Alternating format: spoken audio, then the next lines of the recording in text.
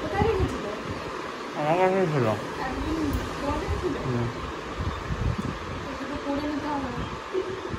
আমি তোমাকে বলতে চেয়েছি, ভুলে গেছিলাম। তো দেখো, বেবির জন্য তো আমরা আগে থেকে কিছু কিনিনি, তো ওকে বলেছিলাম যে হচ্ছে কিছু সুতির ওর জন্য কিছু জামা কাপড় কিনতে, যাতে পরাতে পারি। আর ওর তো এখন একটাও জামা কাপড় ওরকম হয়নি। তো এই যে কার মা? আমি ধুয়ে দিয়েছিলাম। ধুয়ে দিয়েছিলা? ঠিক আছে, তো বুঝে তো ব্যাগে ছিল এগুলোর সাথে, এগুলো ধুয়ে দেবো। তো আমরা তো কালকে এলাম, তো এগুলো দেখিনি। তো আমি দেখিনি কেমন কিনেছে, ও একাই কিনেছে। হ্যাঁ, ভালো আছে তো, সুতির কটন। এগুলোই এখন পরাতে হবে, হালকা হালকা ড্রেস, বুঝেছো? সুন্দর হয়েছে তো, সব কয়টা কালার সুন্দর হয়েছে। একই, শুধু কালার আলাদা নিয়েছো না?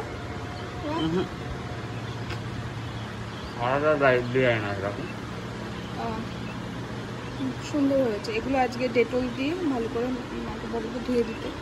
আর এই দুটো তলা হ্যাঁ, ভালো তো। এখন এগুলো ওর দরকার, সুতির, একদম পুরো সুতি ওকে পরাতে হবে, পাতলা। হ্যাঁ, গরম তো। আর ওরটা এখন কোনো ড্রেস হয়নি, এখন থেকে এই যে স্টার্ট হলো ড্রেস হওয়া, আর কয়েকদিন পরে আলমারিতে কোনো জায়গায় জায়গা হবে না, ওর জন্য এক্সট্রা আবার কিছু কিনতে হবে, রাখার, তাই না বলা? ঠিক আছে।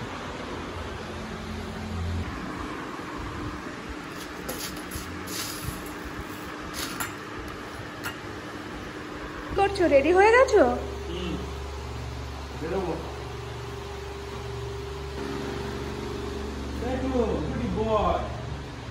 এক সপ্তাহ হয়ে গেল, অন্য লাইফ কাটলাম, আবার অন্য লাইফ, ব্যাক টু পুরনো লাইফ। যাই হোক, এনজয় করলাম আমার ব্যাপারটাকে। হ্যাঁ, খুব এনজয় করলাম। যেটুকু চাপ গেছে তার সাথে অনেক ভালো লাগাও ছিল। ভালো লাগা ছিল, অনেক কিছু শিক্ষা ছিল, অনেক কিছু শিখতে পারলাম, তাই না? এই জিনিসটা খুব ভালো লাগলো আমার, সিরিয়াসলি বলছি, খুব মজা পেয়েছি। তুমি সাবধানে যেও।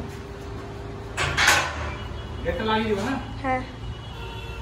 আচ্ছা, অনেকদিন ক্যামেরাটা আমি চালিয়েছিলাম। যাই হোক, তোমরা যদি মানে আমাকে কন্টিনিউ ব্লগে দেখতে চাও রাস্তাঘাটে, তাহলে কমেন্টে জানিও, চেষ্টা করবো এটাও করে দেওয়ার।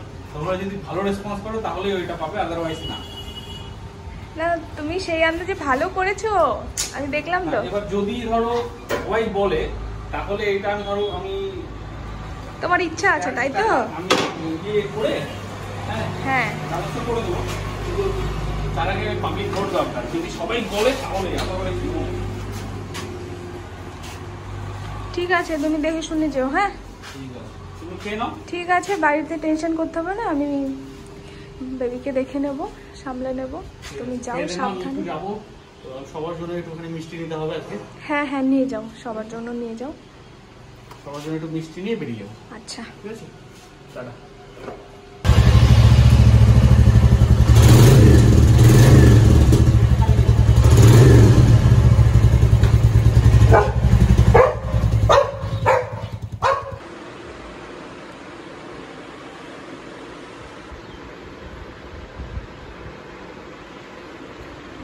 বেলুনগুলো সব হাওয়ায়, কালকে ঝড় হয়েছে তো।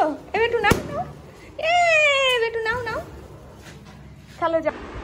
এই 6 দিন তো ছিলাম নার্সিংহোমে, আর বেবিকে তো মায়েদের বেডে ঘুমোতে দেয় না বা থাকতেও দেয় না, ওদেরকে কিন্তু বেবি খাটে রাখে সব সময়।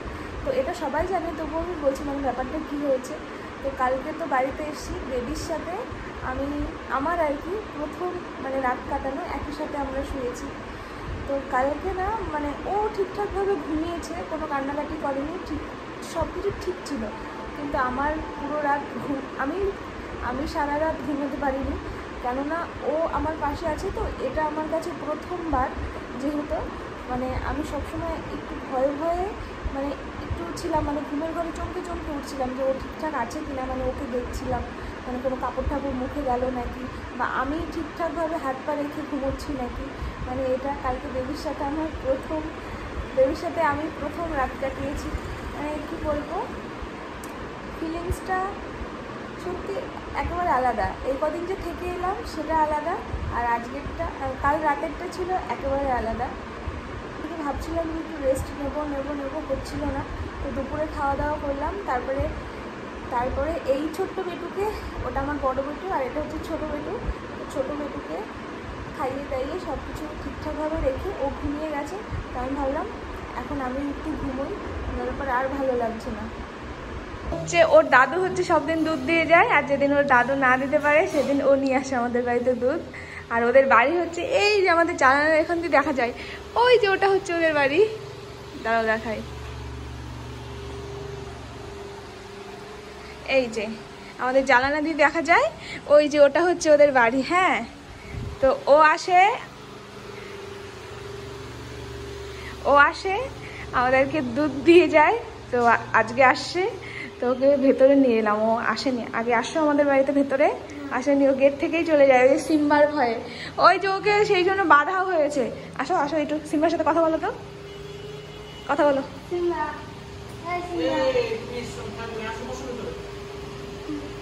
কথা বলো, দেখছে, কথা বলো। বেলুন নিবা, বেলুন নিয়ে যাবা? তোমার বুনু আছে না বাড়িতে? তো বুনুর জন্য বেলুন নিয়ে যাও। আসো আসো আসো,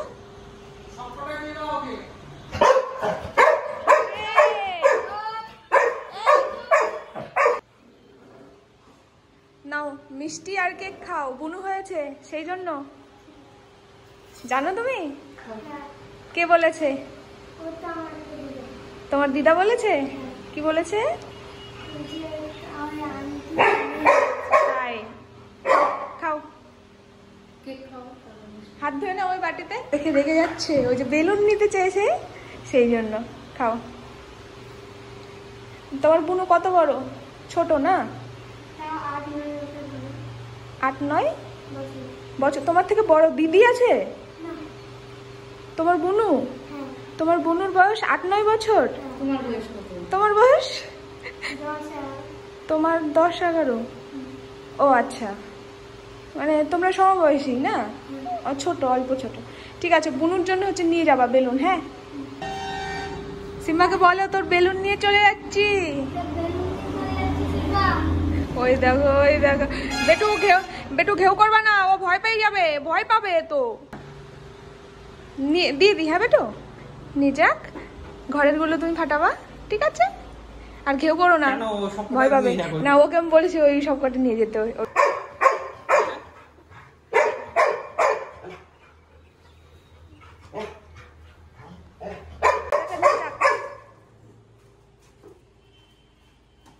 থাক বেবি থাক, ও দেবে না তো, তাই ওরকম করছে। চলো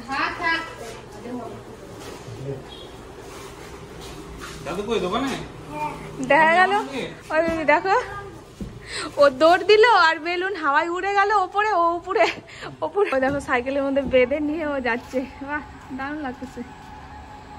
কোথায় গেছিলে? টয়লেট করতে? চলো। কই রে, বুনুকে দেখ একটু।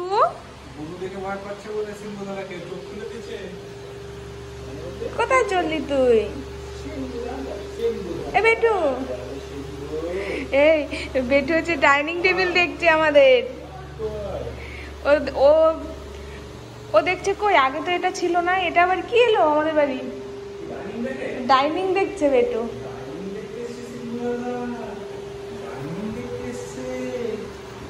বেটু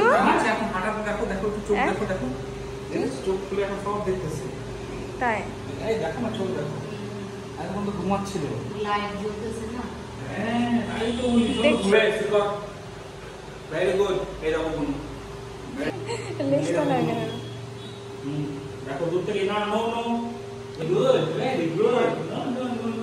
এ বেটু শোনো, বুনুকে আদর করে দিবা। হ্যাঁ, না পরে করবে, তাই বলছি।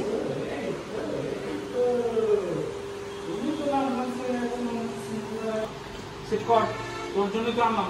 হ্যাঁ, কোনো বদমাশি করবি না। এই দেখো সিম্বু দাদা, দেখো হাসছে, দেখো সিম্বু দাদা। গুড বয় আমাদের বাচ্চা। বলে বাবা, ও ও ও ও গুড বয়। যাও পাপার পাশে বসো, পাপার পাশে বসো। Good boy. দেখো ওটা বুনু হয় কিন্তু।